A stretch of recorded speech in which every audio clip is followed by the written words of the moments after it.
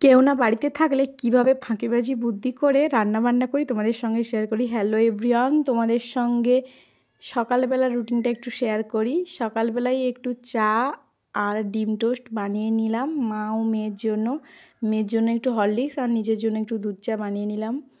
তারপরেই সকালে টিফিনের কাজটা মিটিয়ে নিলাম। তারপরেই সবজিপত্র কেটে নিয়েই খিচুড়ির ব্যবস্থা করলাম, যাতে শর্টকাটে হয়ে যায়।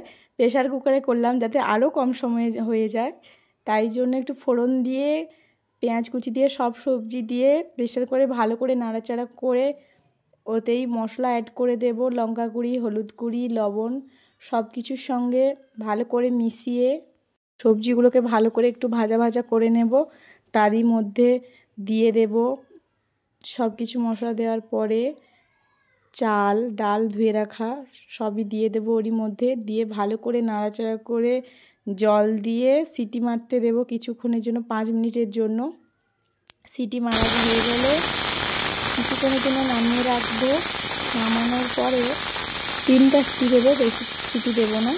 তারপরেই দেখি বাইরে শুরু হয়ে গেল ঝমঝমে বৃষ্টি। তারপরে খিচুড়িটা ঢাকনা খুলে একটু সবজি মশলা আর একটু চিনি অ্যাড করে দেবো খিচুড়ির মধ্যে, তাহলে স্বাদটা ভালোভাবে আসবে। বেগুন ভাজা করে নিলাম, গরম গরম খিচুড়ি আর বেগুন ভাজা মা মেয়ে মিলে খেলাম।